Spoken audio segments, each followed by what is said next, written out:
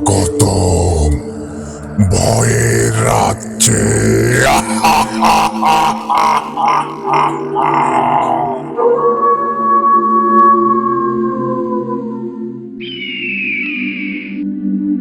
আসসালামু আলাইকুম বন্ধুগণ, সবাইকে আবারও ঈদের শুভেচ্ছা জানিয়ে শুরু করছি ঈদের স্পেশাল এপিসোড নাম্বার 5। আশা করছি সবাই এই মুহূর্তে অনেক বেশি আনন্দে আছেন। ঈদের প্রত্যেকটা মুহূর্ত আপনারা উপভোগ করছেন। আপনাদের এই আনন্দকে আরো বাড়িয়ে দিতে আজকে কিন্তু আপনাদের পছন্দের একটি ঘটনা নিয়ে এসেছি। আজকে আপনারা শুনতে চলেছেন আমাদের সবার প্রিয় মকসেদ ভাইয়ের আলী হুজুরের দুর্দান্ত একটা ঘটনা। আজকের ঘটনায় কিন্তু আলী হুজুরের পাশাপাশি থাকছে মারজান জিনের ভিন্ন রকম একটা রূপ। আশা করছি আজকের ঘটনাটি আপনাদের অনেক অনেক বেশি ভালো লাগবে। তো মূল ঘটনায় যাওয়ার আগে আপনাদেরকে বলবো, আপনারা যারা এখনো আমাদের চ্যানেলটি সাবস্ক্রাইব করেননি, দ্রুত সাবস্ক্রাইব করে ফেলুন এবং পাশে থাকা বেল আইকনটি অন করে রাখুন। এর ফলে আমাদের পরবর্তী সকল আপডেট সবার আগে আপনাদের কাছে পৌঁছে যাবে। আর আপনারাও যদি আমাদেরকে ঘটনা পাঠাতে চান, সেই ক্ষেত্রে আপনাদের কাছে কিন্তু দুইটি ওয়ে আছে। প্রথমত, আপনারা সরাসরি আমাদেরকে হোয়াটসঅ্যাপে নক দিতে পারেন, আর আমাদের হোয়াটসঅ্যাপ নাম্বারটি আমাদের ডেসক্রিপশন বক্সে অথবা কমেন্ট বক্সে প্রিন্ট আপ করা আছে। এছাড়াও আপনারা চাইলেই কিন্তু আমাদেরকে ইমেইলের মাধ্যমেও ঘটনা পাঠাতে পারেন। আর আমাদের ইমেল অ্যাড্রেসটি হচ্ছে bhutada.stories@gmail.com। আপনাদের জানা শোনা সেরা ভয়ঙ্কর ঘটনাগুলো আমাদেরকে লিখে কিংবা ভয়েস ক্লিপ আকারে পাঠিয়ে দিতে পারেন। তাহলে এখন আর বেশি কথা বাড়াবো না, এবার সরাসরি চলে যাচ্ছি মকসেদ ভাইয়ের লেখা আলী হুজুরের ঘটনায়।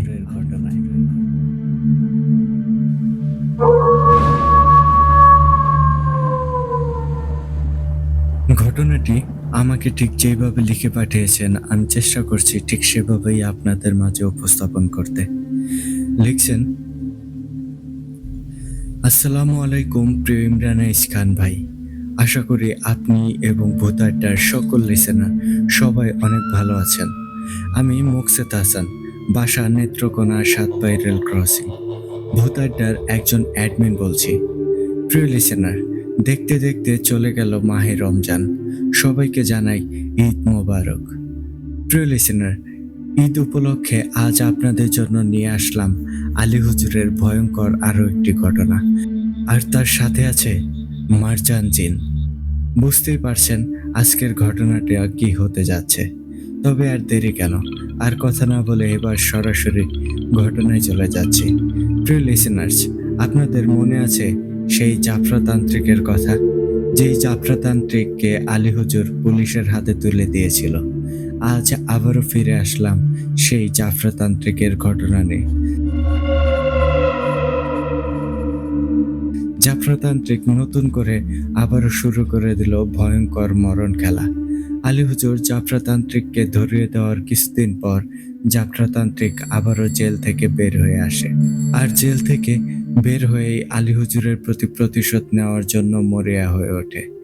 আলী হুজুরের উপর প্রতিশোধ নেওয়ার জন্য শুরু করে দেয় নরবলি দেওয়া। আর এই বলির মাধ্যমে সে নিজেকে আর তার পালিত জিনদের শক্তিশালী করে তুলতে চাচ্ছে। একটা মানুষ জেল থেকে বের হলে সে ভালো হওয়ার চেষ্টা করে, কিন্তু এই জাফরাতান্ত্রিক জেল থেকে বের হয়ে মরণ খেলায় মেতে উঠেছে। এখন তার একটাই লক্ষ্য, আলী হুজুরকে শেষ করে দেওয়া। যেভাবেই হোক আলী হুজুরকে শেষ করতে হবে, যার জন্য সে ফিরে এসেই আবারও শুরু করে দিল সেই পুরনো তান্ত্রিকতা। কিন্তু এবার সে চলে গেল পাহাড়ি অঞ্চলে। সেখানে মানুষের আনাগোনা কম, আর এমন একটা জায়গা সে বেছে নিয়েছে, আর শুরু করে দিয়েছে মৃত্যুর তাণ্ডব। এবার সে পাহাড়ে বসবাস করা সহজ সরল মানুষদের বেছে নিয়েছে বলি দেওয়ার জন্য, আর যারা পাহাড়ে ঘুরতে যায় তাদেরকেও তার শিকার বানিয়ে নেয়। ভুলিয়ে বালিয়ে তার বলি দিয়ে তার জিনদেরকে রক্ত পান করতে দেয়, যাতে তার পালিত জিনগুলো অনেক শক্তিশালী হয়ে ওঠে। জাফরাতান্ত্রিক অনেক বড় একটা পাহাড় বেছে নিল তার এই অপকর্ম চালানোর জন্য। সেই পাহাড়ে সচরাচর কেউ যেত না, সবসময় সেই পাহাড়টা একদম নিরিবিলিই থাকতো। জাফরাতান্ত্রিক তাই ঠিক করলো এই পাহাড়টাই তার কাজের জন্য একদম সঠিক জায়গা হবে। আর তখন সে এই পাহাড়েই শুরু করে দেয় তার তন্ত্রমন্ত্রর কাজ। আর যখন জাফরাতান্ত্রিক সেই পাহাড়ের উপর ছোট্ট একটা ঘর তৈরি করলো, তখন সেই পাহাড়ি অঞ্চলের একজন তাকে দেখলো আর তার সাথে কথা বলতে গেল। যে জাফরাতান্ত্রিককে ঘর বানাতে দেখেছিল তার নাম কবির উদ্দিন। কবির উদ্দিন পাহাড়ের উপর উঠলো আর জাফরাতান্ত্রিককে জিজ্ঞেস করলো, কে আপনি? আর এই পাহাড়ে কেন ঘর তৈরি করছেন? তখন জাফরাতান্ত্রিক বলল, আমি আজ থেকে এই পাহাড়ের উপরেই থাকবো, আর তাই এখানে ঘর তৈরি করলাম। জাফরাতান্ত্রিকের মুখে এই কথা শুনে কবির উদ্দিন চমকে গেল, কারণ দিনের বেলায় এই পাহাড়ে সচরাচর কেউ আসে না, আর উনি নাকি এখানে থাকবে। তখন জাফরাতান্ত্রিক বলতে লাগলো, কবির, কি চিন্তা করিস? তুই তো এখন এটাই চিন্তা করছিস, এই পাহাড়ে দিনের বেলাতেও কেউ আসে না, তাহলে আমি কি করে রাতে থাকবো, তাই তো? যাত্রাতান্ত্রিকের মুখে এই কথা শুনে কবির উদ্দিন অবাক হয়ে গেল আর বলতে লাগলো, আমার নাম কবির উদ্দিন, এটা আপনি কি করে জানলেন? আর আমি মনে মনে কি ভাবছি এটা আপনি কি করে বুঝলেন? তখন যাত্রাতান্ত্রিক একটা হাসি দিয়ে বলল, কবির, আমি অনেক কিছুই জানি। আজ থেকে 6 মাস আগে তোর একটা মেয়ে গলায় দড়ি দিয়ে মারা গেছিল, তাই তো? তোরা তো সবাই জানিস তোর মেয়ে আত্মহত্যা করেছে, কিন্তু তোদের ধারণা ভুল। আমি জানি তোর মেয়ে কেন মারা গেছে। যাত্রাতান্ত্রিকের মুখে এই কথা শুনে কবির উদ্দিন অবাক হয়ে বলতে লাগলো, আমার মেয়ে আত্মহত্যা করে নাই? এটা আপনাকে কে বলেছে? সবাই জানে আমার মেয়ে আত্মহত্যা করেছে। তখন যাত্রাতান্ত্রিক বলতে লাগলো, কবির, তুই যা জানিস সবই ভুল। আর তুই যদি সত্যিটা জানতে চাস, তাহলে আজ রাত 12টায় এখানে চলে আসিস। আমি সব বলবো।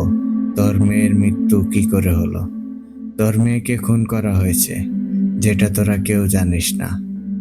যাত্রাতান্ত্রিকের মুখে এই কথা শুনে কবির উদ্দিন বলতে লাগলো, এসব আপনি কি বলছেন?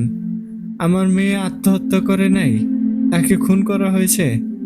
তখন যাত্রাতান্ত্রিক বলল, হ্যাঁ, তুই ঠিকই শুনেছিস, তোর মেয়েকে খুন করা হয়েছে।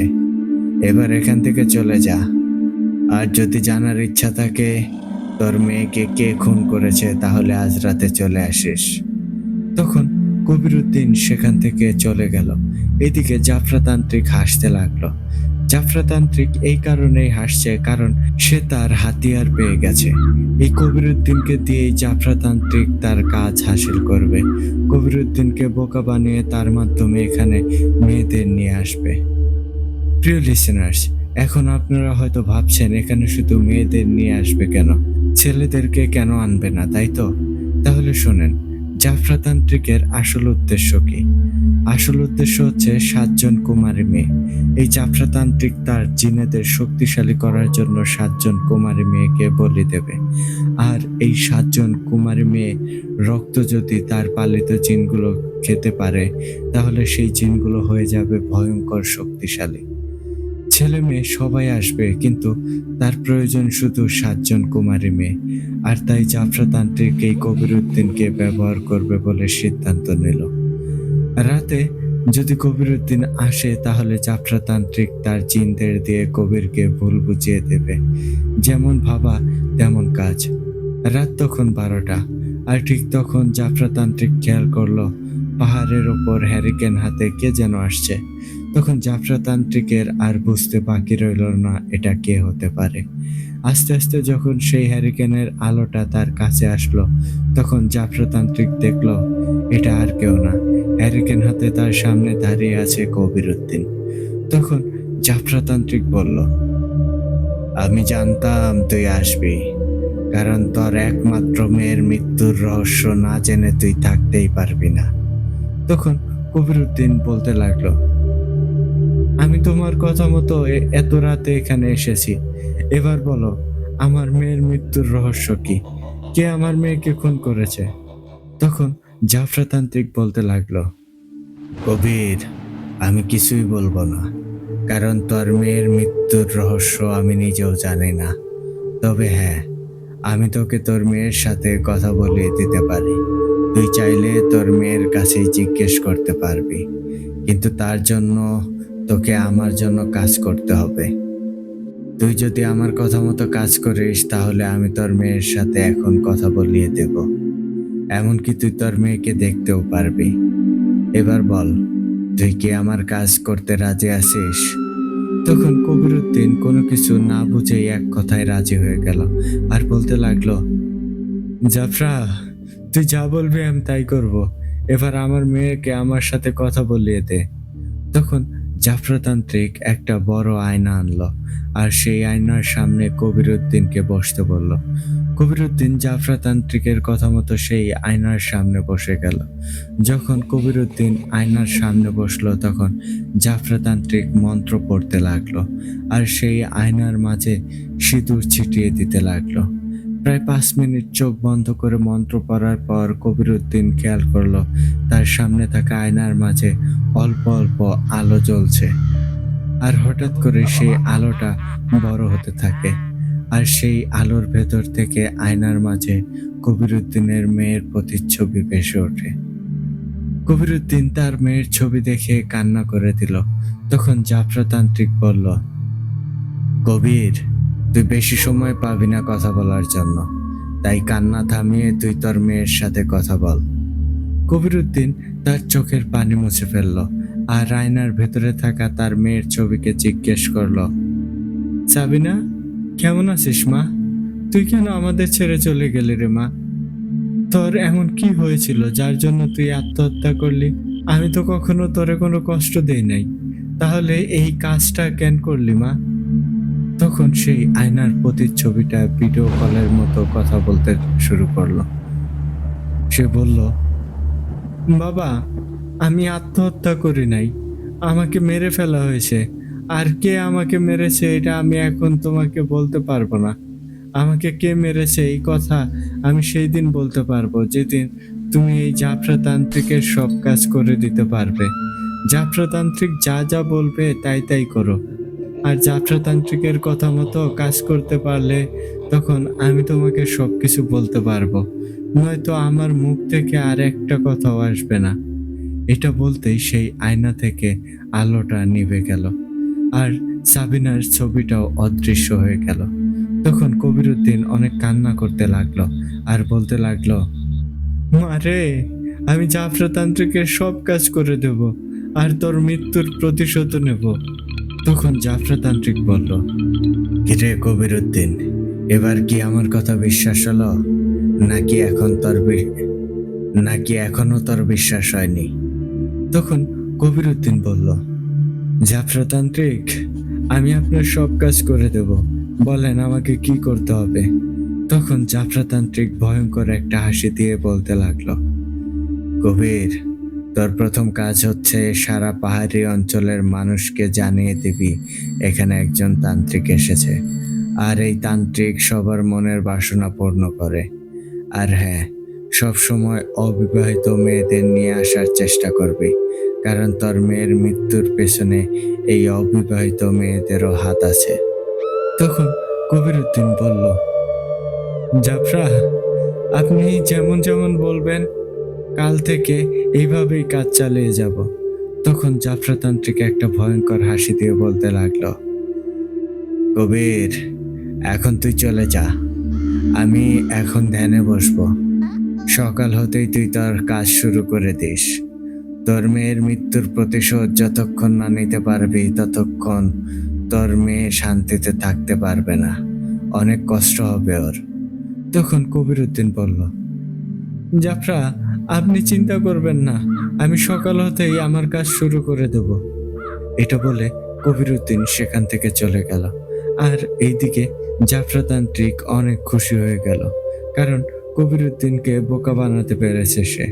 আয়নার মধ্যে যে মেয়েটা এসেছিল সেটা সাবিনা ছিল না, আয়নার মধ্যে যে ছিল সে হলো জাফরতান্ত্রিকের একটা পালিত জিন।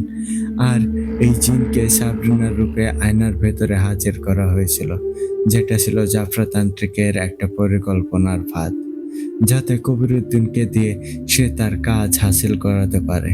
কেননা সেই পাহাড়ি অঞ্চলের মানুষ সবাই কবিরউদ্দিনকে সম্মান করে, এমনকি সবাই তার কথাও শোনে।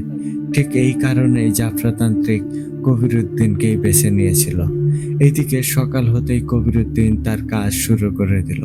গ্রামের সবাইকে বলতে লাগলো, পাহাড়ে একজন নতুন তান্ত্রিক এসেছে, আর এই তান্ত্রিক সব ধরনের কাজ করতে পারে।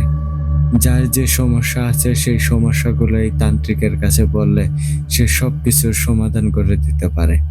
কবিরউদ্দিনের মুখে এই কথা শুনে পাহাড়ি এলাকার সবাই যেতে লাগলো সেই তান্ত্রিকের কাছে। আর জাফরাতান্ত্রিক ঠিক এই সুযোগের অপেক্ষায় ছিল। তার টার্গেট ছিল 7 জন কুমারী মেয়ে। সারাদিন চলে গেল, আর এইদিকে সারাদিনের মধ্যে অনেক মহিলা এমনকি পুরুষও এসেছিল তার কাছে। আর এই জাফরাতান্ত্রিক তার পোষা জিনদের মাধ্যমে সকল সমস্যার সমাধান করে দিয়েছিল। মানুষ এই যাত্রাতান্ত্রিকের ওপর বিশ্বাস আনতে লাগলো। পরের দিন এত এত মানুষ আসলো, যাত্রাতান্ত্রিক সবার চিকিৎসা করতেই পারল না। সারাদিন চলে যাচ্ছিল কিন্তু যাত্রাতান্ত্রিক তার শিকার পাচ্ছিল না। হঠাৎ একজন মেয়ে আসলো, আর তার সাথে ছিল 8 বছরের একজন ছেলে। তখন যাত্রাতান্ত্রিক জিজ্ঞেস করলো, কি সমস্যা মা তোমার? তখন সেই মেয়েটা বলল, আমার কোনো সমস্যা নেই, আমার এই ভাতিজার সমস্যা আছে, আর তাই ওরে আপনার কাছে নিয়ে আসলাম। আমার ভাতিজা কারো কথা শোনে না, ওর যখন যা ইচ্ছা হয় তাই করে। একটু দেখে বলবেন ওর সমস্যা কি? তখন জাফরাতান্ত্রিক বলল, ঠিক আছে মা, আমি ওরে দেখব। তার আগে তোমাকে দেখতে হবে, কারণ পরিবারের কারো যদি কোনো সমস্যা থাকে তাহলে সেই প্রভাব বাচ্চাদের উপর আসতে পারে। তখন সেই মেয়েটা বলল, ঠিক আছে, বলেন আমাকে কি করতে হবে। তখন যাত্রাতান্ত্রিক সেই মেয়েটার সামনে একটা আয়না রাখলো, আর মেয়েকে বলল সেই আয়নার ওপর হাত রাখতে। তখন সেই মেয়েটা যাত্রাতান্ত্রিকের কথা মতো সেই আয়নার ওপর হাত রাখলো, আর সাথে সাথে সেই আয়নাটা রক্তের মতো লাল হয়ে গেল।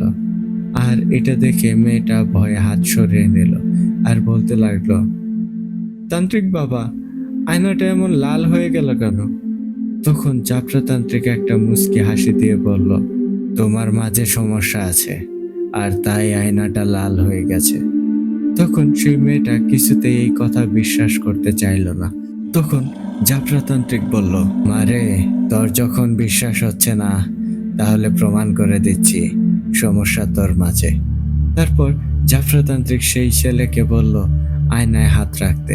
সেই ছেলে তখন আয়নার উপর হাত রাখলো, আর সাথে সাথে আয়নাটা লাল রং থেকে আগের রূপে ফিরে আসলো। এই দৃশ্য দেখে মেয়েটা অবাক হয়ে গেল, আর জাফরাতান্ত্রিকের কথা তার বিশ্বাস হতে লাগলো।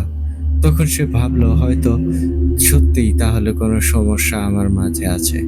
যদি আমার মাঝে সমস্যা না থাকতো তাহলে আয়না কেন লাল হয়ে গেল? আর আমার ভাতিজা যখনই হাত রাখলো সাথে সাথে আয়না ঠিক আগের রূপেই বা আসলো কি করে?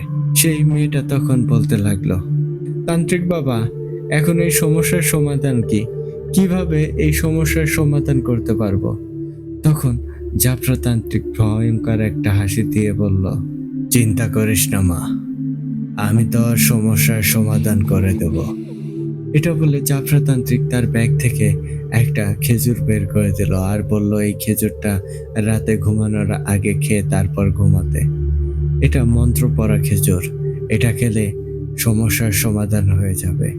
মেয়েটা তখন আর কিছু না বলে জাফরাতান্ত্রিকের দেওয়া খেজুর নিয়ে বাড়িতে চলে গেল। আর এইদিকে জাফরাতান্ত্রিক অনেক খুশি হলো, কারণ সে তার প্রথম শিকার খুঁজে পেয়েছে।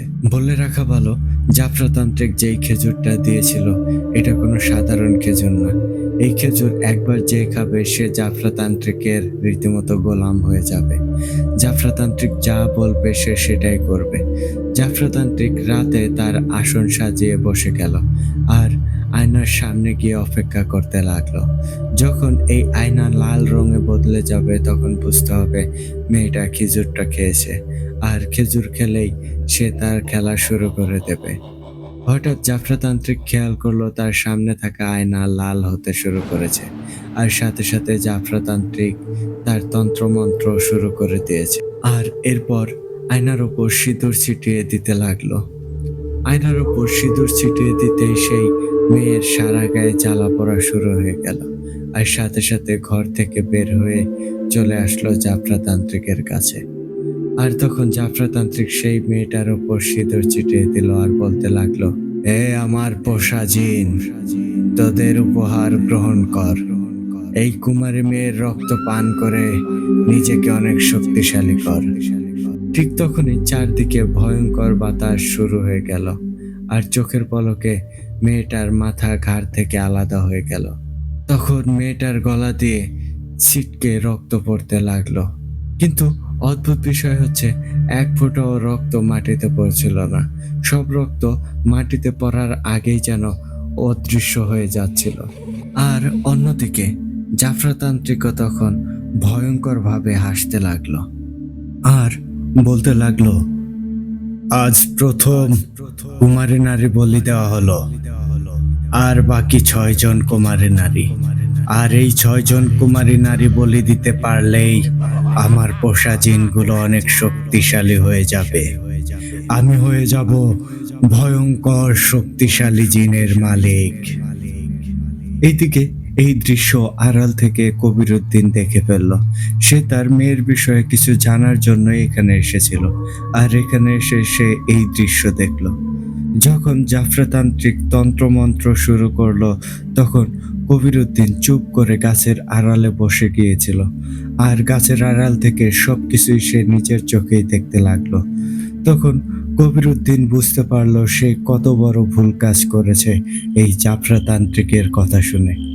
সেদিন তার সাথে যা যা হয়েছিল আর আয়নায় যা যা দেখেছিল সব ছিল মায়া। জাফরাতান্ত্রিক তাকে ব্যবহার করেছে। কবিরউদ্দিন চুপ করে সেখান থেকে চলে আসলো, আর মনে মনে বলতে লাগলো, এটা কি ভুল করলাম আমি? আমার জন্যই আজ একটা মেয়ের প্রাণ চলে গেল। তখন কবিরউদ্দিন সিদ্ধান্ত নিল, ভুল যখন আমি করেছি তাহলে সমাধান আমিই করব। আর যেমন ভাবা তেমন কাজ। সকাল হতেই কবিরউদ্দিন বের হয়ে গেল ভালো একজন হুজুরের উদ্দেশ্যে। কারণ এখন যদি এই কথা পাহাড়ি গ্রামের মানুষদের বলে, তাহলে কেউ তার কথা বিশ্বাস করবে না। কারণ জাফরাতান্ত্রিক এই কয়দিনে গ্রামের সবার মন জয় করে নিয়েছে। তার কারণ হলো বিনা টাকায় মানুষের উপকার করে যাচ্ছে সে। আর তাই কবিরউদ্দিন সিদ্ধান্ত নিল সে একাই ভালো একজন হুজুরকে নিয়ে আসবে, আর এই জাফরাতান্ত্রিকের জিনদের মেরে ফেলবে। এমন করে চলে গেল 2 সপ্তাহ, কিন্তু কবিরউদ্দিন কোনো হুজুর খুঁজে পাচ্ছিল না। যার কাছে গিয়ে এই কথা বলে, সেই না করে দেয়, এই কাজ করা সম্ভব না বলে জানায়। কারণ জাফরাতান্ত্রিকের কাছে যেই জিনগুলো আছে ওরা নাকি অনেক শক্তিশালী জিন। আর এইদিকে দিন দিন জাফরাতান্ত্রিক সেই এলাকায় অনেক জনপ্রিয় একজন তান্ত্রিক হয়ে উঠেছে। পাহাড়ি অঞ্চলে যারা ঘুরতে আসে তারাও সেই জাফরাতান্ত্রিকের থেকে ফ্রিতে চিকিৎসা নিয়ে যাচ্ছে। অন্যদিকে কবিরউদ্দিন লেগে আছে হুজুরের সন্ধানে, আর এই বিষয়টি জাফরাতান্ত্রিককে বুঝতে দিচ্ছে না। সে তার নিজের মতো করে হুজুর খুঁজে যাচ্ছে। অন্যদিকে জাফরাতান্ত্রিক কুমারী মেয়ে খোঁজার ধান্দায় পরে কবিরউদ্দিনের কথা ভুলেই গেছে। কিছুদিন পর জাফরাতান্ত্রিকের কাছে 3 জন মেয়ে আসলো চিকিৎসা নেওয়ার জন্য, আর সেখানে 2 জন মেয়ে ছিল কুমারী নারী। জাফরাতান্ত্রিক অনেক খুশি হয়ে গেল, আর সেই 2 জন মেয়েকে তার মায়ায় ফেলে দিল। সেই 2 জন মেয়েকেও খেজুর দিল, কিন্তু বাকি একজন মেয়েকে খেজুর দেয়নি। তখন সেই মেয়ে প্রশ্ন করলো, তান্ত্রিক বাবা, ওদের 2 জনকে খেজুর দিলেন, কিন্তু আমাকে দিলেন না। তখন জাফরাতান্ত্রিক বলে, মারে, ওদের সমস্যা আর তোমার সমস্যা এক না। ওদের যেই সমস্যা সেটা খেজুর দিয়েই সমাধান হবে, আর তোমার যেই সমস্যা সেটা খেজুর দিয়ে কাজ হবে না, তাই তোমাকে খেজুর দেয়নি। তখন আর কিছু না বলে সেই 3 জন মেয়ে সেখান থেকে চলে গেল। এই দৃশ্যটা লুকিয়ে লুকিয়ে দেখলো কবিরউদ্দিন।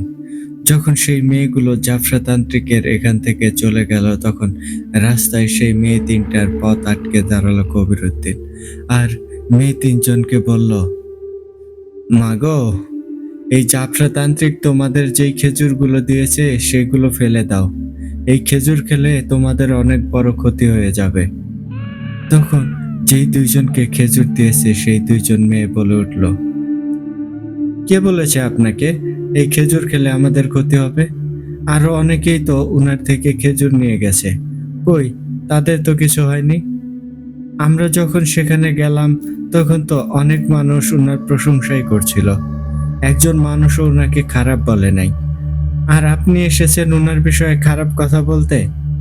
তখন তাদের সাথে থাকা সেই মেয়েটা যাকে খেজুর দেয়নি সে বলতে লাগলো, দেখ উনি হয়তো ঠিক কথাই বলছে, কারণ এই তান্ত্রিকের কাছে আমি আমার সাথে সমস্যার জন্য গেলাম, আর সে উল্টো তোদের চিকিৎসা করলো।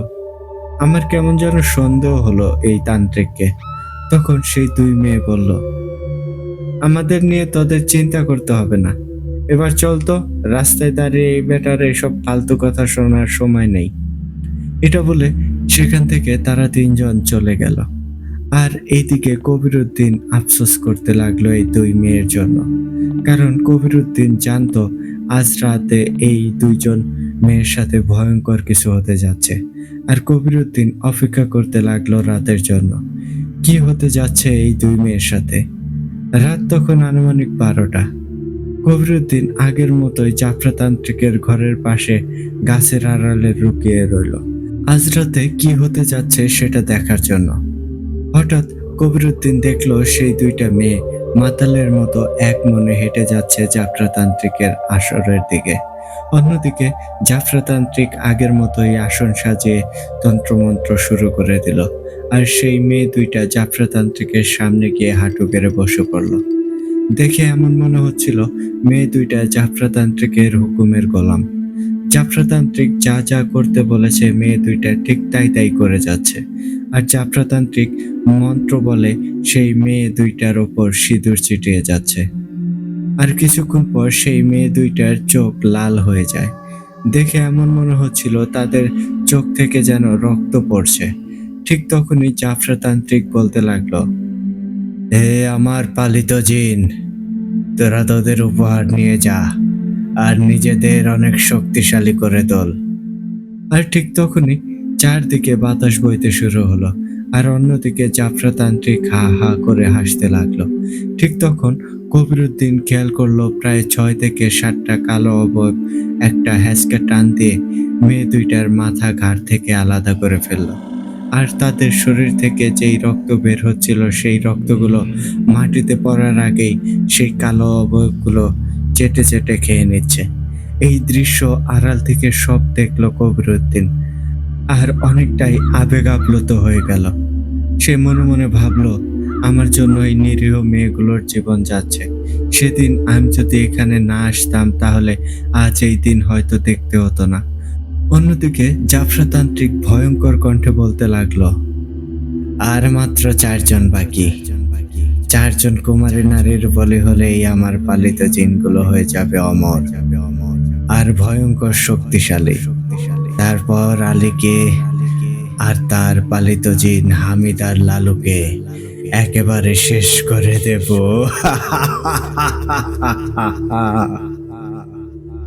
এই কথাগুলো শুনলো কবিরউদ্দিন, আর তখন থেকেই কবিরউদ্দিন ভাবতে লাগলো, কে এই আলী? আর জাফরাতান্ত্রিক এই আলীকে মারার জন্য এই মৃত্যুর খেলা শুরু করলো কেন? যেভাবেই হোক আমাকে এই আলীকে খুঁজে বের করতে হবে।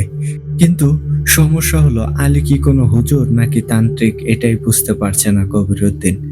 কি করে খুঁজবে এই আলীকে?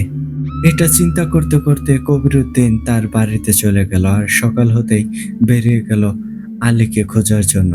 অনেক হুজুর আর তান্ত্রিকের কাছে গেল, আর তাদের কাছে গিয়ে সবাইকে একটা কথাই জিজ্ঞেস করলো, আপনারা কি আলীকে চেনেন বা আপনারা কি আলী? কিন্তু সবার উত্তর ছিল না। সবাই একটাই কথা বলল, আমার নাম আলী না।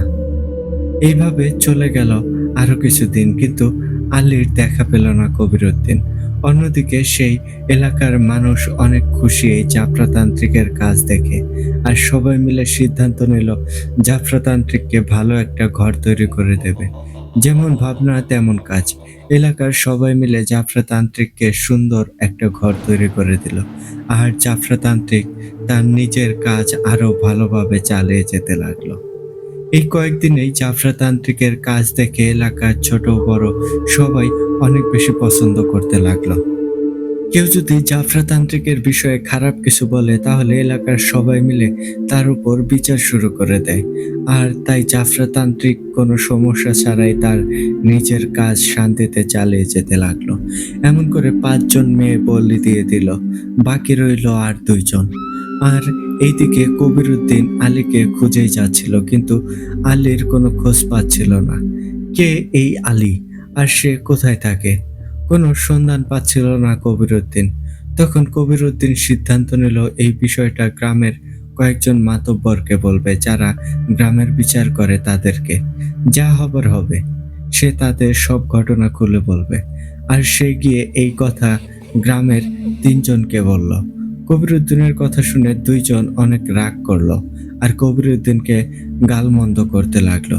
কিন্তু ৩ নম্বর ব্যক্তি তখন বলতে লাগলো, কবির, তুমি যে কথাগুলো বললে সেই কথাগুলোর প্রমাণ দিতে পারবে? তখন কবিরউদ্দিন বলল, হ্যাঁ, আমি প্রমাণ দিতে পারবো, কিন্তু তার জন্য আমাকে কয়েকটা দিন সময় দিতে হবে। তখন সেই ৩ জন বলল, ঠিক আছে, তোমাকে ১০ দিন সময় দিলাম। আর এই ১০ দিনের মধ্যে প্রমাণ করতে হবে জাফরাতান্ত্রিক কুমারী মেয়েদের বলি দিয়ে দেয়। আর যদি প্রমাণ করতে না পারো তাহলে তোমাকে এই গ্রাম ছেড়ে চলে যেতে হবে। কবিরউদ্দিন এই শর্তে রাজি হলো আর জাফরাতান্ত্রিকের ওপর নজর রাখতে লাগলো। ৭ দিনের মাথায় সেই দিনটা আসলো। ৭ দিন পর জাফরাতান্ত্রিক তার ৬ নম্বর কুমারী মেয়ে পেয়ে গেল আর সেই মেয়েকেও খেজুর দিল। তখন কবিরউদ্দিন সেই ৩ জন মাতবরকে বলল আজ রাতে তার সাথে থাকার জন্য। সেই ৩ জন বলল, ঠিক আছে, আজ রাতে আমরা তোমার সাথে থাকবো। সন্ধ্যা হতেই কবিরউদ্দিন তাদের নিয়ে জাফরাতান্ত্রিকের বাড়িতে চলে গেল আর লুকিয়ে রইল। এইদিকে সময় যেতে লাগলো। দেখতে দেখতে রাত ১টা বেজে গেল, কিন্তু কেউ আসলো না। তখন সেই ৩ জন অনেক বিরক্ত হয়ে গেল আর সিদ্ধান্ত নিল এবার বাড়িতে চলে যাবে। সকাল হলেই কবিরউদ্দিনকে গ্রাম থেকে বের করে দেওয়া হবে। তখন কবিরউদ্দিন বলল, আমাকে আর ১ ঘন্টা সময় দেন। তখন কবিরউদ্দিনকে ১ ঘন্টা সময় দেওয়া হলো। ৩০ মিনিট যেতে না যেতেই সবাই খেয়াল করলো জাফরাতান্ত্রিক নিজের আসন পেতে বসলো আর মন্ত্র পড়তে শুরু করলো। তার ১০ মিনিট পর মাতালের মতো হাঁটতে হাঁটতে একটা মেয়ে জাফরাতান্ত্রিকের সামনে এসে হাঁটু গেড়ে বসে পড়লো আর জাফরাতান্ত্রিক মন্ত্র পড়ে সিঁদুর ছিটিয়ে দিতে লাগলো। কিছুক্ষণ পর জাফরাতান্ত্রিক ভয়ঙ্কর কণ্ঠে বলতে লাগলো, এ আমার পালিত জিন, আমার দেওয়া উপহার গ্রহণ কর। এই কুমারী নারীর রক্ত খেয়ে নিজেদেরকে করে দল ভয়ঙ্কর শক্তিশালী। আর ঠিক তখনই সেই আগের মতোই বাতাস বইতে শুরু করলো আর কিছু কালো অবয়ব আসলো আর চোখের পলকে মেয়েটার ঘাড় থেকে মাথাটা আলাদা হয়ে গেল। এই দৃশ্য দেখে মাতবর ৩ জন অনেক ভয় পেয়ে গেল আর কবিরউদ্দিনকে সাথে নিয়ে সেখান থেকে ভয়ে পালিয়ে গেল। সেই ৩ জন মাতবর কবিরউদ্দিনের কাছে লজ্জা প্রকাশ করলো। তখন কবিরউদ্দিন বলল, এখন লজ্জা প্রকাশ করার সময় না, এখন এই জাফরাতান্ত্রিককে আটকাতে হবে। আর মাত্র একটা বলি দেওয়া বাকি। আর জাফরাতান্ত্রিক যদি এই বলিটা দিতে পারে তাহলে তার পোষা জিন হয়ে যাবে অনেক শক্তিশালী। আর তখন গ্রামের সবাইকে মেরে ফেলবে। তখন সবাই বলতে লাগলো কি করে এই জাফরাতান্ত্রিককে আটকানো যাবে। তখন কবিরউদ্দিন বলল, একটাই রাস্তা আছে, আর সেটা হলো আলীকে খুঁজে বের করতে হবে। কিন্তু কে এই আলী তার ব্যাপারে আমি কিছুই জানি না। অনেক খোঁজাখুঁজি করেছি কিন্তু কোথাও পাইনি এই আলীকে। তারপর বাকি ৩ জন কবিরউদ্দিনের সাথে এক হয়ে আলীকে খুঁজতে লাগলো আর অন্যদিকে জাফরাতান্ত্রিকের ওপর নজর রাখতে লাগলো। চলে গেল আরো কিছুদিন। আর কিছুদিন পর জাফরাতান্ত্রিক তার ৭ নম্বর কুমারী নারী পেয়ে গেল। তখন কবিরউদ্দিন আর বাকি ৩ জন মিলে সিদ্ধান্ত নিল এই কুমারী নারীকে আটকাতে হবে। আর দুপুরে চলে গেল সেই কুমারী মেয়ের বাড়িতে। আর সেখানে গিয়ে দেখলো সেই মেয়ে জাফরাতান্ত্রিকের দেওয়া খেজুর খেয়ে ফেলেছে। তারপর কবিরউদ্দিন আর বাকি ৩ জন সেই মেয়ের পরিবারকে সবকিছু খুলে বলল। সবকিছু শোনার পর সেই কুমারী মেয়ে, যার নাম মনিকা, তার বাবা বলল, এবার আমার মেয়েকে কি করে এই তান্ত্রিকের মায়াজাল থেকে উদ্ধার করব? মনিকা তো খেজুর খেয়ে ফেলেছে। তখন কবিরউদ্দিন বলল, এই সমস্যার সমাধান একজন করতে পারবে। তার নাম হলো আলী। আল্লাহ ছাড়া আর কেউ নেই রক্ষা করার মতো। তবে আলী হতে পারে উসিলা। সবাই মিলে আলীকে খুঁজে বের করো। আলী পারবে আল্লাহর রহমতে মনিকাকে রক্ষা করতে। তখন মনিকার বাবা বলল, আমি আলী নামের একজন হুজুরকে চিনি। আমার ছেলে যেই মাদ্রাসায় পড়াশোনা করে সেই মাদ্রাসার হুজুরের নাম আলী। আপনি কি সেই আলী হুজুরের কথা বলছেন? তখন কবিরউদ্দিন বলল, আমি সঠিক বলতে পারবো না এটাই সেই আলী নাকি, যার নাম আমি জাফরা তান্ত্রিকের কাছে শুনেছিলাম। তখন মনিকার বাবা বলল, এটাই যদি সেই আলী হয়ে থাকে তাহলে ওনার কাছে যেতে একদিন সময় লাগবে, কিন্তু তার আগে তো আমার মেয়েকে বলি দিয়ে দেবে এই জাফরা তান্ত্রিক। তখন কবিরউদ্দিন বলল, আপনি আর আমি এখন এই মুহূর্তে রওনা হয়ে যাব আলী হুজুরের উদ্দেশ্যে। আর এই তিনজন মিলে আপনার মেয়েকে পাহারা দেবে। আপনাদের মসজিদের ইমাম সাহেবকে বলেন রাত 10টার পর থেকে যেন সে আপনার মেয়ের ঘরে বসে কোরআন তেলাওয়াত করে। 1 মিনিটের জন্য যেন কোরআন তেলাওয়াত বন্ধ না হয়। আর আপনার মেয়েকে তার নিচের ঘরে শিকল দিয়ে তালা দিয়ে বন্ধ করে রাখবেন। যেভাবেই হোক আপনার মেয়েকে আজকের রাতটা ঘরে আটকে রাখতে হবে। রাত 10টার পর জাফরাতান্ত্রিক তার সাধনা শুরু করে দেবে। আর সেই তন্ত্রমন্ত্রের প্রভাব আপনার মেয়ের উপর পড়বে। তখন আপনার মেয়ে সে আর নিজের মধ্যে থাকবে না, সে জাফরাতান্ত্রিকের মায়াজালে জড়িয়ে যাবে। কবিরউদ্দিনের কথা মতো বাকি কাজ করা হলো। মনিকাকে তার নিজের ঘরে শিকল দিয়ে তালাবন্দি করে দেওয়া হলো। আর কবিরউদ্দিন মনিকার বাবা রওনা দিল আলী হুজুরের উদ্দেশ্যে। আলী হুজুরের কাছে যেতে যেতে পরের দিন দুপুর হয়ে গেল। আর সেখানে গিয়ে দেখলো আলী হুজুর মাদ্রাসায় পড়াশোনা করাচ্ছে। মনিকার বাবাকে আলী হুজুরকে সালাম দিল। মনিকার বাবাকে দেখে আলী হুজুর খুশি হলো আর সালামের উত্তর দিল। কিন্তু আলী হুজুর খেয়াল করলো মনিকার বাবা আর কবিরউদ্দিনের মুখে একটা ভয়ের ছাপ। এটা দেখে আলী হুজুর কিছুটা আন্দাজ করতে পারলো তাদের সাথে হয়তো কিছু একটা হয়েছে। আর তাই আলী হুজুর সেদিনের মতো মাদ্রাসা ছুটি দিয়ে দিল আর মনিকার বাবাকে জিজ্ঞেস করলো, কি হয়েছে আপনাদের? মনে হচ্ছে আপনারা দুইজন অনেক ভয় পেয়ে আছেন। তখন মনিকার বাবা সবকিছু খুলে বলল। সবকিছু শোনার পর আলী হুজুর বলল, এই সমস্যার জন্য আমার কাছে কে পাঠালো আপনাদেরকে? তখন কবিরউদ্দিন সবকিছু খুলে বলল জাফরাতান্ত্রিকের বিষয়ে। জাফরাতান্ত্রিকের নাম শুনে আলী হুজুর বলতে লাগলো, এই জানোয়ার তান্ত্রিক তাহলে এখনো ভালো হয়নি। আলী হুজুরের মুখে এই কথা শুনে কবিরউদ্দিন একটা শান্তির নিঃশ্বাস নিল, কারণ কবিরউদ্দিন শিওর হলো এই হচ্ছে সেই আলী যার কথা জাফরাতান্ত্রিক বলেছিল। তখন আলী হুজুর বলল, আপনারা একটু বসেন, আমি কিছুক্ষণের জন্য আমার রুমে যাচ্ছি। এটা বলে আলী হুজুর তার রুমে চলে গেল আর লালু জিন আর হামিদ জিনকে স্মরণ করলো। সাথে সাথে লালু আর হামিদ জিন এসে হাজির হলো। তারপর আলী হুজুর দুইজনকে জাফরাতান্ত্রিকের কথা বলল। জাফরাতান্ত্রিকের কথা শুনে হামিদ জিন বলতে লাগলো, আলী, আমি সেই দিন বলেছিলাম জাফরাকে শেষ করে দেই, কিন্তু তোমার জন্য জাফরা তান্ত্রিককে মারতে পারলাম না। সেদিন যদি জাফরা তান্ত্রিককে মেরে ফেলতাম তাহলে আজ আর এই দিন দেখতে হতো না। তখন আলী হুজুর বলল, হামিদ, এখন আর এইসব ভেবে লাভ নেই। এখন এইটা ভাবতে হবে মনিকাকে কি করে মুক্ত করা যায় জাফরাতান্ত্রিকের হাত থেকে। আর এই জাফরাতান্ত্রিককে এখন চিরতরে শেষ করে দিতে হবে। তখন লালুজিন বলল, আলী, আমি আর হামিদ গিয়ে খবর নিয়ে আসছি জাফরা তান্ত্রিক আর মনিকা এখন কি করছে। তখন হামিদ জিন বলল, আমি গিয়ে জাফরা তান্ত্রিককে দেখে আসছি। আর লালু, তুই গিয়ে দেখে আসবি মনিকা কি ঠিক আছে কিনা। তখন লালুজিন বলল, আমি যাচ্ছি জাফরা তান্ত্রিকের কাছে। আর তুই যা মনিকার কাছে। তখন আলী হুজুর বলল, তাই হোক, লালু যাও জাফরাতান্ত্রিকের খবর নিয়ে আসো, আর হামিদ তুমি গিয়ে মনিকার খবর নিয়ে আসো। প্রায় 10 মিনিট পর হামিদ ফিরে আসলো, কিন্তু লালু জিন ফিরে আসলো না। হামিদ জিনের কাছে মনিকার খবর জানতে চাইলো আলী হুজুর। তখন হামিদ জিন বলতে লাগলো, আলী, মনিকা এখন ঠিক আছে, আর মনিকাকে ঘরে তালা শিকল দিয়ে রাখা হয়েছে। রাতে মনিকার বাড়িতে অনেক কিছুই ঘটে গেছে। একজন হুজুর হাসপাতালে আছে। তখন আলী হুজুর বলল, কি হয়েছে কাল রাতে?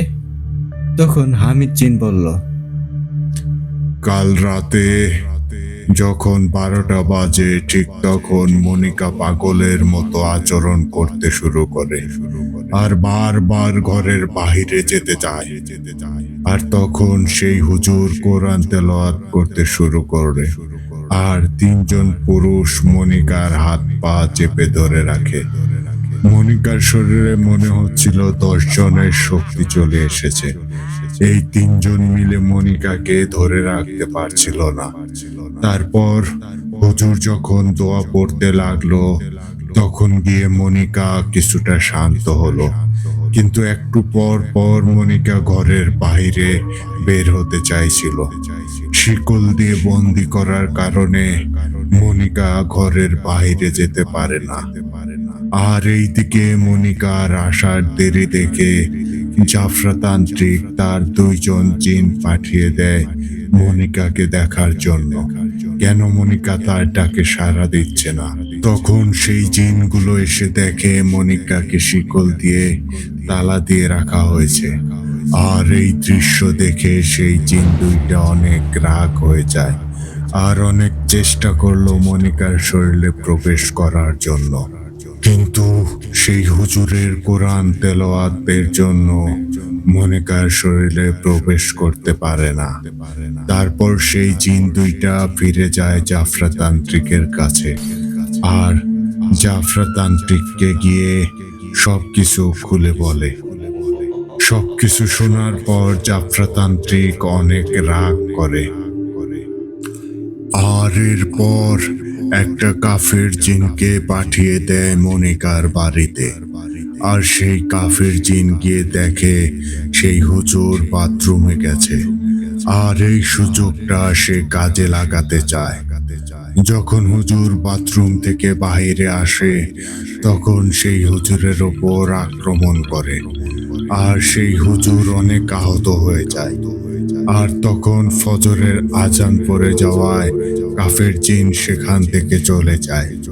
এইদিকে অনেকক্ষণ হয়ে যায়, কিন্তু হুজুর তখনও ফিরে আসে না। তাই একজন হুজুরকে বাথরুমে খুঁজতে যায়, আর সেখানে গিয়ে দেখে হুজুর আহত অবস্থায় অজ্ঞান হয়ে পড়ে আছে। সবকিছু শুনে আলী হুজুর বলল, এই কথা তাহলে? লালু কই? লালু তো এখনো আসলো না। তখন হামিদ জিন বলল, আলী, আমি গিয়ে দেখে আসি লালু এখনো কেন আসলো না। তখন আলী হুজুর বলল, হামিদ, তোমার যেতে হবে না, তুমি এখন চলে যাও, লালুর খোঁজ আমি নিয়ে নেব। হামিদ জিন মানতে চাইল না, কিন্তু আলী হুজুরের আদেশ অমান্য করতে পারল না। তাই হামিদ জিন চলে গেল। তখন আলী হুজুর মারজান জিনকে স্মরণ করলো, আর সাথে সাথে মারজান জিন এসে হাজির হলো, আর আলী হুজুরকে বলতে লাগলো, আলী, আমাকে কেন ডাকলি তুই? আমাকে বেচার কলিজাটা দিয়ে দে। এই কলিজার মাঝে আমার প্রাণ লুকিয়ে আছে। তখন আলী হুজুর বলল, মারজান, আমি তোকে পেঁচার কলিজা দেওয়ার জন্য ডাকি নাই। আমি বলছিলাম তরে আমার গোলাম বানিয়ে রাখবো, আর আজ গোলাম হিসেবে তোর প্রথম কাজ দিচ্ছি। এই কাজটা তুই শেষ করবি। এখন তুই জাফরাতান্ত্রিকের কাছে যা, আর সেখানে গিয়ে দেখ লালু জিন কোথায় আছে। আমাকে লালু জিনের খবর এনে দে। তখন মারজান জিন বলতে লাগলো, আলী, এই কাজ করলে কি পেঁচার কলিজাটা আমাকে দিয়ে দিবি? তখন আলী হুজুর বলল, মারজান, এমন চিন্তা এত তাড়াতাড়ি কি করে করতে পারলি? আমার যদি কখনো ইচ্ছে হয় তাহলেই তোকে তোর কলিজা ফিরিয়ে দেব, আর যদি ইচ্ছা না হয় তাহলে দেব না। এবার আমি যা বলছি সেটা কর, খবর নিয়ে আয়। তোরে সময় দিলাম 10 মিনিট। তখন মারজান জিন বলল, আলী, তোর এই খবর আনার জন্য আমার যাত্রাতান্ত্রিকের কাছে যেতে হবে না। আমার অনুসারী জিন অনেক আগেই আমাকে খবর জানিয়ে গেছে। আমি মারজান, অন্ধকারের বাদশাহ। আমার কাছে সব খবর চলে আসে। লালু এখন অনেক বিপদে আছে। যাত্রাতান্ত্রিক তার জিনদের দিয়ে লালুকে বন্দি করে ফেলেছে, আর লালুর উপর অনেক আঘাত করেছে। এটা শুনে আলী হুজুর বলল, মারজান, তোর প্রথম কাজ এটা। আমি তোরে আদেশ করলাম জাফরাতান্ত্রিক আর তার জিনদের মেরে আমার লালুকে এখানে নিয়ে আয়। তখন মারজান জিন বলল, আলী, তুই যদি আমাকে এই আদেশ নাও করতি, তারপরেও আমি লালুকে মুক্ত করে আনতাম। আমি খবর পাওয়ার সাথে সাথে লালুকে মুক্ত করার জন্য যেতে চেয়েছিলাম, কিন্তু ঠিক তখন তুই আমাকে স্মরণ করলি, আর তাই তোর কাছে চলে আসলাম। লালু আর হামিদ আমার শত্রু। এদেরকে আমি কিছুই হতে দেব না। যদি কিছু করতে হয় তাহলে আমি করব। তখন আলী হুজুর বলল, মারজান, তুই লালু আর হামিদ জিনের কিছুই করতে পারবি না।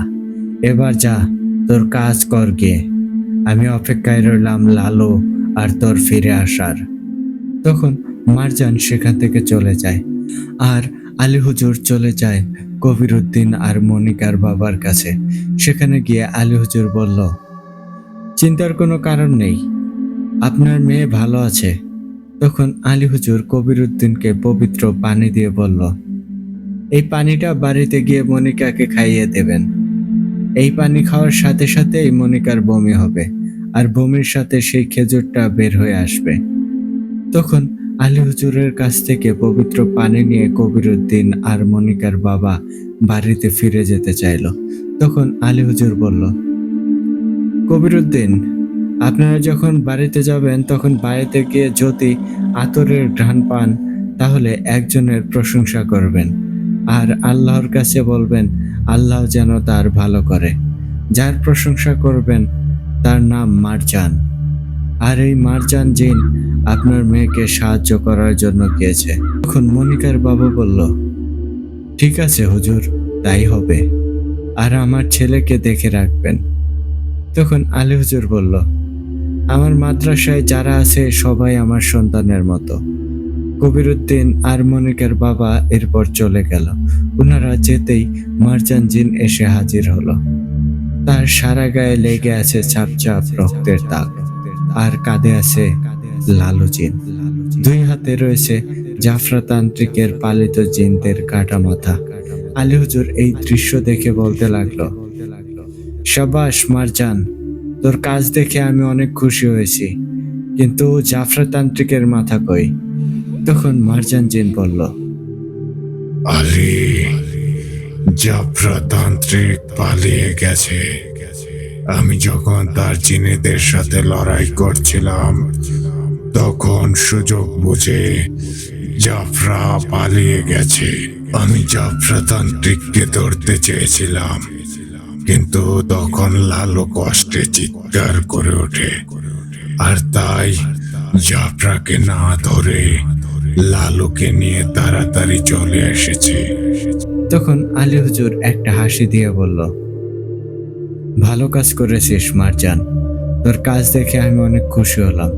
এমন করে যদি ভালো কাজ করতে পারিস তাহলে অনেক তাড়াতাড়ি তুই তোর পেঁচার কলিজা পেয়ে যাবি, যে কলিজায় তোর আত্মা লুকিয়ে রেখেছিস। এখন তোর কাজ হলো তুই মনিকার বাড়িতে যাবি, আর 2 দিন মনিকার বাড়ি পাহারা দিবি, যাতে অন্য কোনো জিন আর সমস্যা করতে না পারে। মারজান জিন তখন চলে গেল আর আলী হুজুর লালু জিনকে বলল, লালু, তুমি অনেক অসুস্থ হয়ে গেছো, তোমার চিকিৎসা করা দরকার। তুমি তোমার রাজ্যে চলে যাও আর নিজের পরিবারকে গিয়ে সময় দাও। যখন তুমি সুস্থ হয়ে যাবে তখন আমি তোমাকে স্মরণ করব। আর মাঝে মাঝে আমি, হামিদ আর মারজান জিন গিয়ে তোমাকে দেখে আসব। লালু জিন যেতে রাজি হচ্ছিল না, কিন্তু আলী হুজুরের কথা তো মানতেই হবে। আর তাই লালু জিন তার নিজের রাজ্যে চলে যায়। এইদিকে কবিরউদ্দিন আর মনিকার বাবা তাদের বাড়িতে চলে গেল, আর বাড়িতে গিয়ে দেখলো তার মেয়ে বিছানায় শুয়ে আছে, শুধু ড্যাব ড্যাব করে তাকিয়ে আছে, কাউকে কিছুই বলতে পারে না। তখন কবিরউদ্দিন মনিকাকে আলী হুজুরের দেওয়া পবিত্র পানি খাইয়ে দিল, আর পানি খাওয়ার সাথে সাথে মনিকা বমি করে দিল, আর সেই বমির সাথে বের হয়ে আসলো জাফরা তান্ত্রিকের দেওয়া সেই খেজুর। বমি করার পর মনিকা আগের মতোই কথা বলতে পারলো। আর ঠিক তখন মনিকার বাবা আর কবিরউদ্দিন সুন্দর একটা আতরের ঘ্রাণ পেল। তখন তাদের আলী হুজুরের বলা কথাগুলো মনে হলো। আলী হুজুর বলে দিয়েছিল আতরের ঘ্রাণ আসলে প্রশংসা আর দোয়ার কথা। তখন মনিকার বাবা আর কবিরউদ্দিন দুইজন হাত তুলে আল্লাহর কাছে দোয়া করতে লাগলো আর বলতে লাগলো, হে আল্লাহ, আপনার কাছে লাখ লাখ শুকরিয়া। আপনি আমার মেয়েকে মারজান জিনের উসিলায় সুস্থ করে দিয়েছেন। আপনি মারজান জিনকে ভালো রাখবেন, আর মারজান জিন যেন সব সময় অসহায় মানুষের উপকার করে সেই তৌফিক দান করেন। মারজান জিনের মতো এমন ভালো জিন যাতে অসহায় মানুষের উপকার করতে পারে, সবসময় মারজান জিনের ভালো করবেন। এদিকে মারজান জিন এই প্রশংসা শুনে নিজেকে অনেক লজ্জিত বোধ করলো। মারজান জিন ভাবতে লাগলো, আমার মতো খারাপ জিনকে এরা ভালো বলছে। আমি তো কখনো মানুষের ক্ষতি ছাড়া ভালো করিনি, আর এরা আমার জন্য দোয়া করছে। মারজান জিন এখান থেকে চলে গেল আলী হুজুরের কাছে, আর আলী হুজুরকে বলতে লাগলো, আলী, আমি আর ওই বাড়িতে যেতে পারবো না। তখন আলী হুজুর বলল, কেন, কি হয়েছে, যেতে পারবেন না কেন? তখন মারজান জিন বলতে লাগলো, ওই বাড়িতে গেলে নিজেকে অনেক ছোট মনে হয়। আমার মতো খারাপ জিনের জন্য এরা আল্লাহর কাছে দোয়া করছে, আল্লাহ যাতে আমার ভালো করে। তখন আলী হুজুর বলতে লাগলো, মারজান, এর জন্য তোর লজ্জা হচ্ছে? লজ্জার কিছু নেই। যদি ভালো কাজ করিস তাহলে এইভাবেই মানুষ তোর প্রশংসা করবে। মারজান জিন কোনো কিছু না বলে মাথা নিচু করে চোখের পানি ফেলতে লাগলো। এরপর সেখান থেকে চলে গেল। আলী হুজুর মারজানের চোখ থেকে পানি পড়ছে এই দৃশ্য দেখে অনেক খুশি হলো, কারণ মারজান কিছুটা হলেও বুঝতে পেরেছে সে অনেক খারাপ জিন। সে এটাও বুঝতে পারলো যদি মানুষের উপকার করা যায় তাহলে মানুষ তাকে ভালোবাসা দেয়।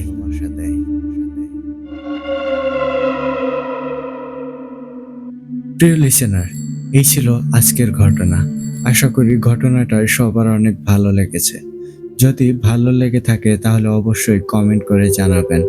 মারজান জিনের পরের ঘটনা শুনতে চাইলে অবশ্যই সেটা কমেন্টের মাধ্যমে জানাবেন। আমি মুকসিদ হাসান, বাসা নেত্রকোনার সাতপাই রেল ক্রসিং, ভোতাড্ডার একজন অ্যাডমিন বলছি। আজ এখানেই শেষ করলাম। সবাইকে আবারও পবিত্র ঈদ উল ফিতরের শুভেচ্ছা জানাচ্ছি। ঈদ মোবারক।